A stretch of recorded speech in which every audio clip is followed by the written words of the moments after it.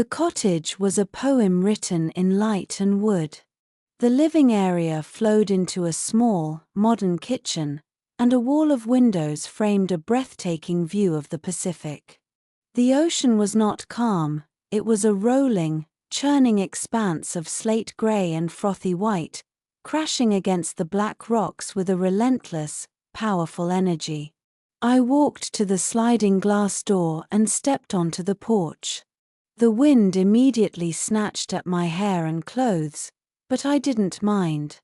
I filled my lungs with the cold, clean air. "Listen," I said softly. Ruth, who had followed me out, tilted her head. "Listen to what?" "Freedom," I whispered. I did a slow circle inside the house, running my hand over the cool granite countertop, peering into the bright, clean bathroom, imagining my few possessions in the spacious bedroom. It was more than a house, it was a sanctuary. I turned to Nolan, my decision crystal clear. "No more thinking," I said. "I want to buy it." He blinked, surprised. "Most people like to sleep on it, Mrs. Whitford." "I've been deciding my whole life," I replied, my voice light but ironclad. "I'll wire 70% today. The rest within 72 hours. Ruth let out a chuckle. "Told you, Nolan. There's no client more decisive than Shirley." We sat at the small dining table, the vast ocean our witness, and went through the paperwork. I read every line, every clause, with the focused attention of someone who knows the weight of a signature. This wasn't just a purchase, it was a covenant I was making with myself. Finally, Nolan placed the pen in front of me. I picked it up, the weight familiar and yet entirely new. I signed *Shirley Whitford* with a smooth, certain stroke. It felt like cutting the cord that had bound me to a life of servitude. "Congratulations," Nolan said, his smile warm and genuine. "You'll get the keys at closing, which I'll schedule for Friday. After that, the house is fully yours." He handed me a set of temporary keys. The metal was cold and solid in my palm. I clutched it tightly, a talisman. As he drove away, Ruth and I sat on the porch with our coffee. A seagull landed on the railing, cocked its head, and let out a raucous cry before launching itself into the sky. I smiled. "It's freer than I am," I said. "But I'm learning." On the drive back to Portland, the cottage shrank in the rearview mirror, but its presence grew inside me. It was my North Star. In my mind, the plan was now a living, breathing thing. First, I would formalize everything with Hadley Pierce, my late husband's attorney. The Portland house and the beach house would be solely, irrevocably mine. Second, I would sell the Portland house quietly, with Nolan scheduling viewings only when Tyler and Bianca were at work. Third, I would update my will, leaving the bulk of my estate to Lily, the one who still understood kindness. I texted Hadley. Need to meet urgently. Changes to assets and beneficiaries. Her reply was swift. Tomorrow, 10 a.m. My office. Bring deposit paperwork and account info. I closed my phone and leaned back, closing my eyes. The scent of the sea seemed to have clung to my clothes. "I'm thinking," I said to Ruth, "that it's time what I do finally benefits me." We arrived back at the prison, my home, as dusk was settling. The purple sky did nothing to soften the hard lines of the house. When I opened the door, Bianca's perfume hung in the air like a threat. The TV was blaring. Tyler didn't look up from the screen. "Where were you so late?" he asked, his voice lazy, entitled. "I had things to do," I said, my tone neutral. Bianca emerged from the kitchen, arms crossed over her chest. Mom, remember I need you to watch my friend's kid tomorrow? I already promised. I simply smiled, a small, tight curve of my lips that didn't reach my eyes, and walked upstairs without a word. Behind me, I heard her mutter, old and stubborn. The words, which would have once felt like daggers, now bounced off the new, invisible armor I was building. I was no longer playing their game. I was writing the rules. The story continues in this manner, detailing Shirley's legal meetings, her quiet preparations, the escalating tension at home as she begins to say no, the discreet house showings, and the final confrontation when she announces the sale. It would delve deeper into her emotional journey, the grief for the son she lost, the budding friendship with Ruth and her new community, the poignant moments with Lily, and the slow, hard-won peace she finds. The narrative would build to the climax of the move and her new beginning in Falcon Cove, ending with her empowered, peaceful life and the tentative, hopeful steps towards a new kind of relationship with her chastened son. I closed the notebook, the soft thud of the cover a decisive sound. Then, I opened my closet and pulled out my old navy blue suitcase.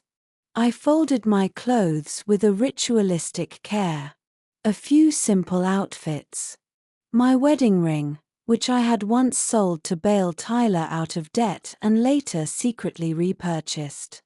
A photograph of Richard, his smile forever frozen in time. And the leather journal. Before sleeping, I grabbed my phone and texted Ruth. Come with me tomorrow morning. Bring coffee and a smile. Her reply was immediate. Are you okay? My fingers flew over the screen. Better than ever. Around midnight, I heard Bianca's footsteps pause outside my door. Then, the master bedroom door opened and shut. A wave of her perfume drifted under my door, the same expensive scent I had bought for her as a wedding gift. Now, it smelled like victory, and it made me nauseous. I looked around my small, simple room. I didn't feel pitiful. I felt light. I was a coiled spring, ready to be released. I knew that in the morning, while they slept in the bed I had shared with my husband, I would meet with Nolan and Hadley. I would sign papers, transfer funds, and begin the process of legally and financially untangling myself from the ungrateful hands of my own child. I opened the camera app on my phone and replayed the dinner recording. Tyler's voice, cold and firm. Bianca's soft, venomous whisper, clearly picked up by the microphone, say it straight. Don't let her think she still has any say. I didn't cry. I saved the clip, encrypted it, and stored it in a folder I named proof. Then, I turned off the light and lay in the dark, the house groaning softly around me. They think they've kicked me out of a room, I whispered into the darkness, my voice steady. But really, they just kicked me out of a foolish dream about a family that still knows how to love. I closed my eyes and smiled. Tomorrow, I would no longer be the compliant mother. I would be Shirley Whitford, the 66-year-old widow preparing for the quietest counterstrike of her life.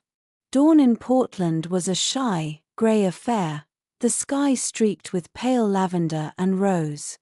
I was already dressed, my small suitcase and a folder of important documents by the door. The house was a tomb, silent but for the ticking of the grandfather clock and the soft hiss of the wind. I brewed a pot of coffee, the rich aroma a small act of defiance. I would not start this day without my ritual. At precisely 6 a.m., headlights swept across the driveway. Ruth's silver SUV came to a quiet stop.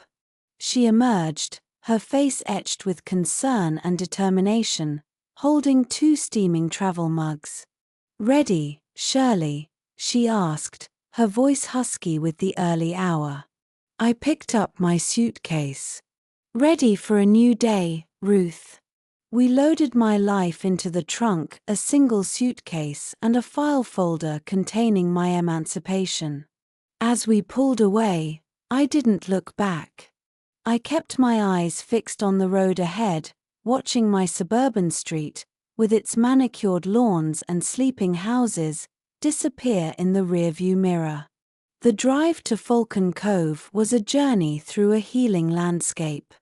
We left the city behind, the road winding through dense Oregon pine forests, the air shifting from the smell of exhaust and damp concrete to the crisp, clean scent of sap and earth.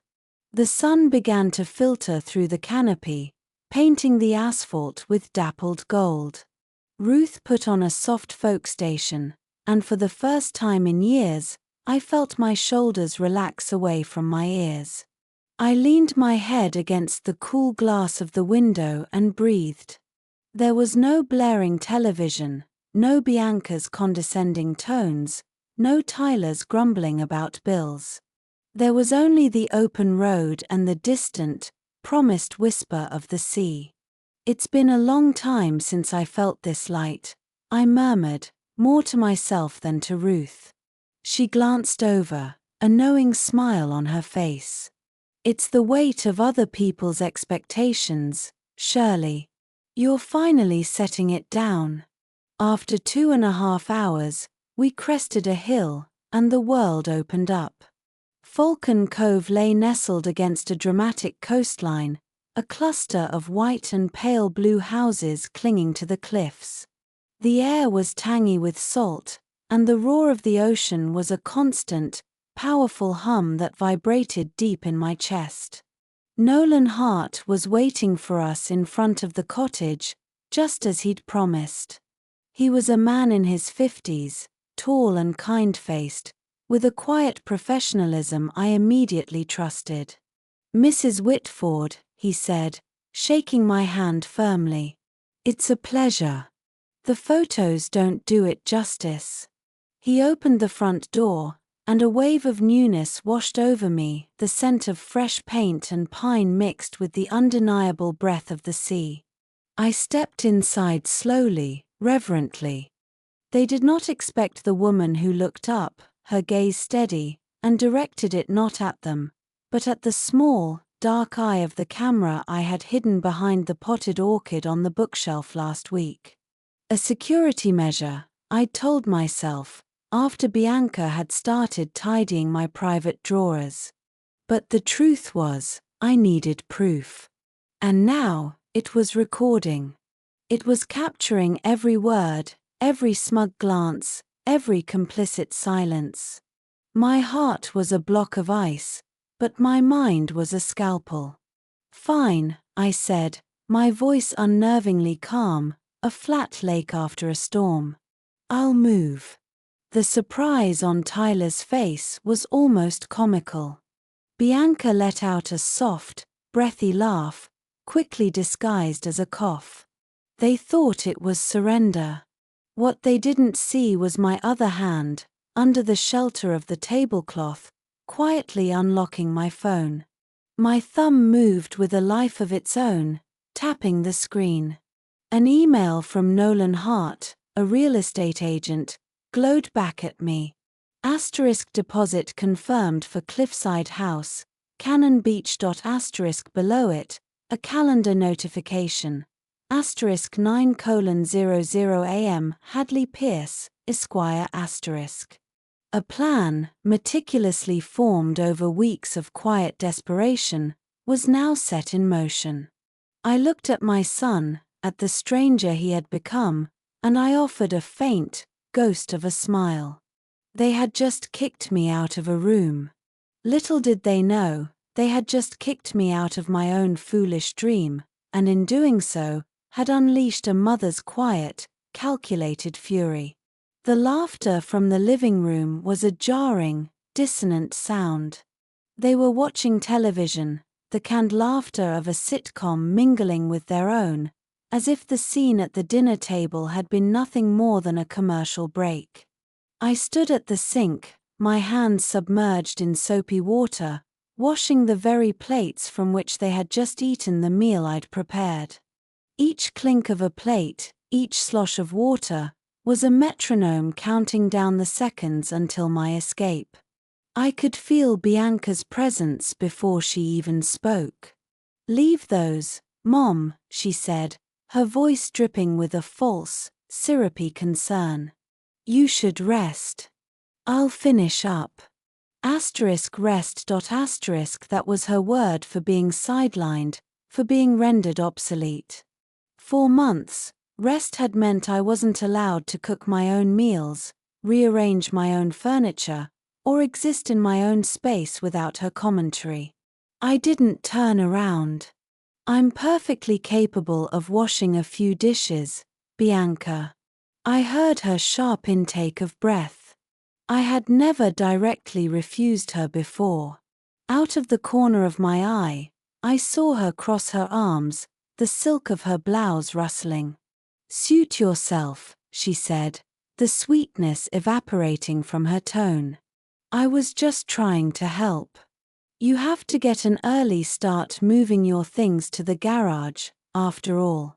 The casual cruelty of it, the sheer entitlement, should have leveled me. Instead, it solidified my resolve. I continued washing, my movements methodical and calm. When I was done, I wiped the counters until they shone, erasing every trace of the birthday dinner. I was erasing more than just crumbs, I was erasing my old self. I walked past the living room. Tyler was sprawled on the sofa, a beer in his hand, his eyes glued to the screen.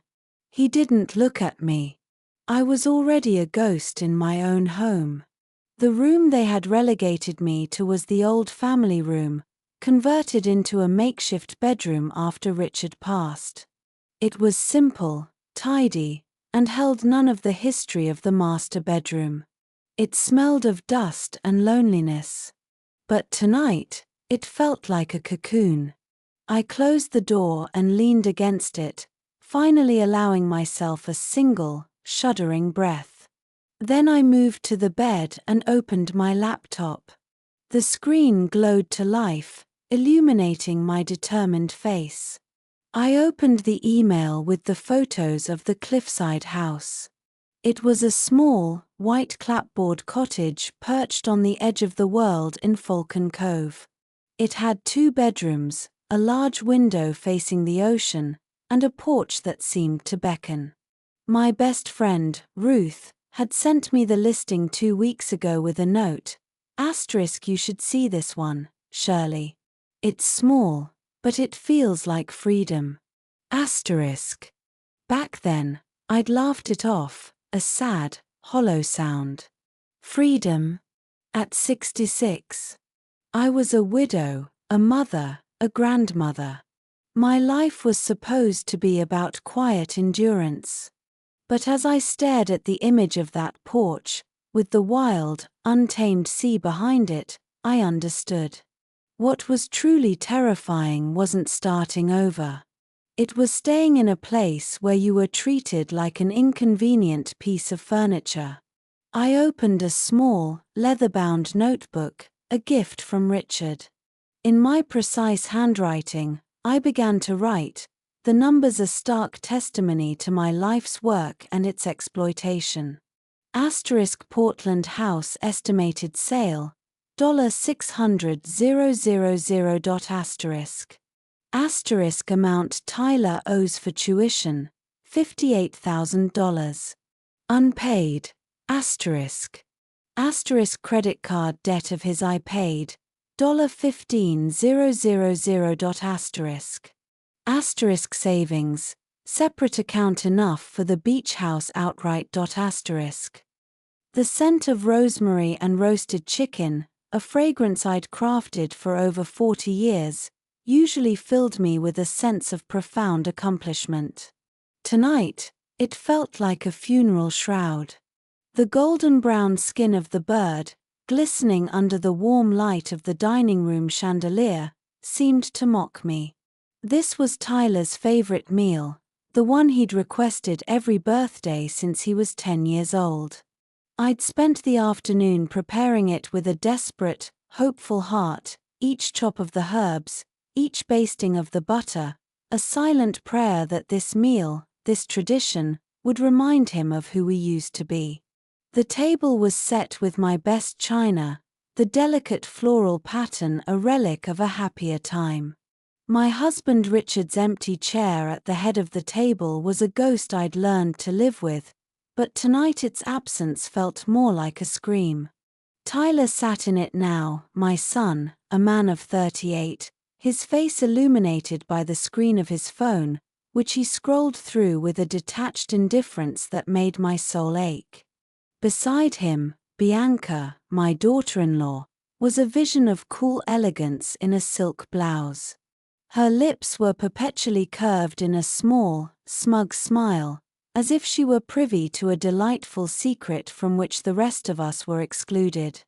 Her presence in my house for the last 6 months had been a slow, quiet invasion. What had begun as a temporary stay during their apartment renovations had solidified into a hostile takeover.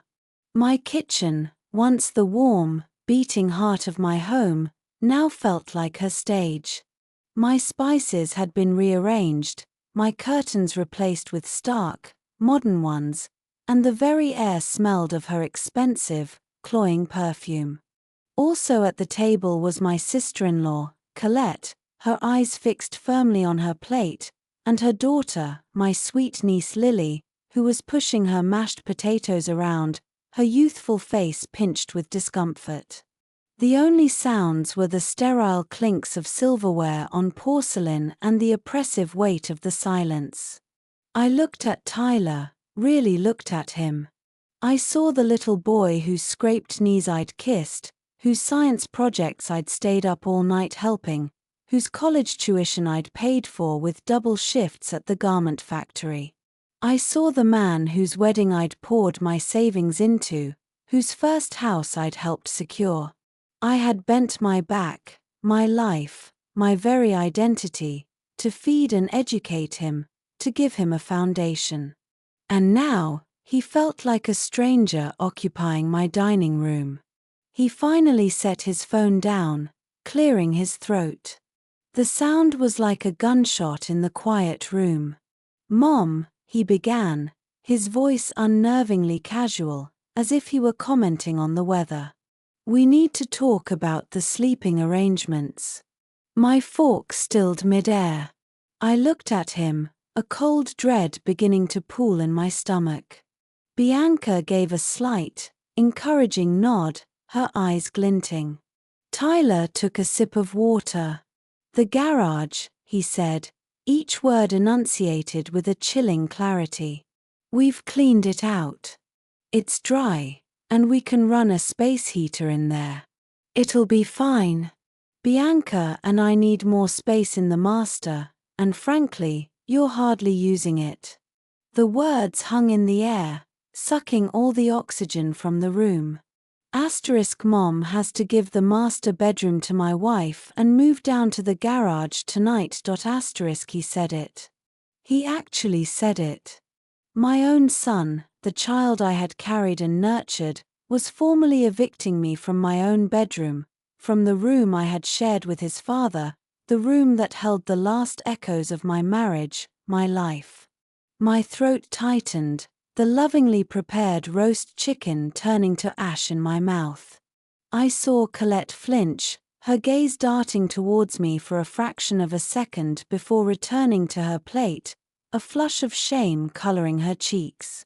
Lily had gone perfectly still, her eyes wide with horror. But Bianca's smile widened. It was a small, triumphant curve of her lips, her eyes meeting mine with an unspoken challenge. I won. In that moment, something inside me didn't just break, it shattered, and the pieces rearranged themselves into something new, something cold and impossibly clear. The fog of maternal guilt, the desperate hope for reconciliation, the fear of being alone, it all evaporated. The love I had felt curdled into a hard, sharp understanding. I saw my life with a terrifying clarity. I was not a mother, I was an appliance. I was not a family member, I was an ATM.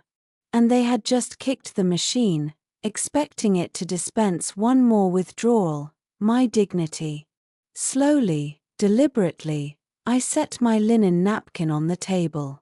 The action was so final, so controlled, it drew everyone's attention. They expected tears. They expected pleading. They expected the soft, pliable Shirley they could manipulate.